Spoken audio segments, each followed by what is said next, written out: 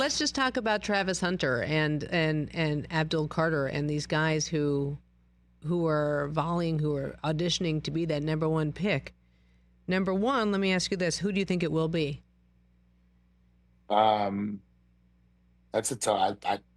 I really don't know. There's and listen, whether one of the quarterbacks go, whether Carter goes or Travis, it's up in the air. Like normally, I think if in about another month, let me see, the month is it a month? Yeah, in about another month, we'll have a better idea.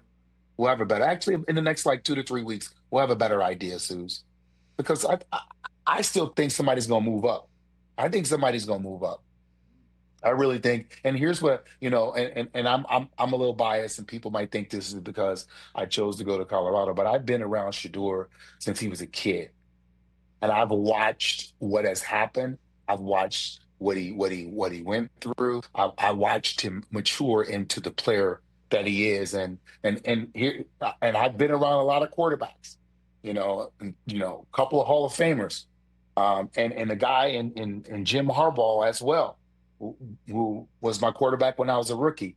I know the demeanor of guys, not just who can play at this level, but who can be successful and get other guys to be great around him. And the kid has all the intangibles, all the intangibles. And I'm gonna say this because I think it's harder to have those intangibles when your father is a person, let's say a caliber of Deion Sanders. It's hard to step out of those shadows and be an individual, and he's done that. Do you think Travis, let me go to Travis next, should he be allowed to play both ways?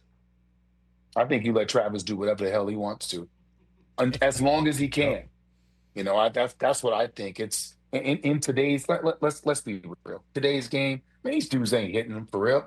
They ain't banging like that. It ain't no. I mean, I haven't seen no corner come up and smack nobody. Like nobody ain't doing that. And at the receiver position, like the defenseless receiver and all the rules protects a guy. The question is, obviously they do all the tracking with how many plays does he play, the mileage of how long can he play. But based on what he did in college, and I understand it's just college, but by God, the college game is faster than the pro game. I mean, they're playing, they're pumping plays out. And I was just impressed at what I saw on both sides of the ball.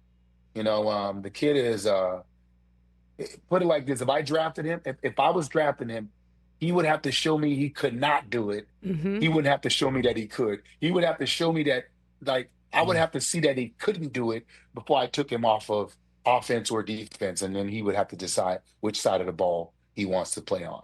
It seems to me like it's just limiting him by boxing Baby into a corner. I mean, nobody puts Baby in the corner, and no one should limit Travis Hunter.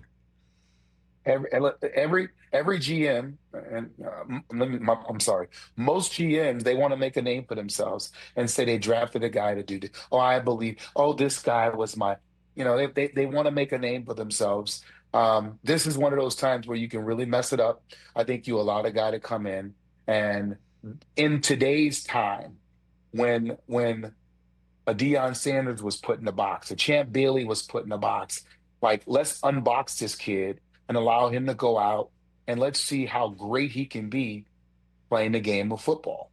Catch the Rich Eisen Show live weekdays from 12 to 3 p.m. Eastern on Roku Sports Channel in the U.S. Search Rich Eisen Show on your Roku device for daily replays.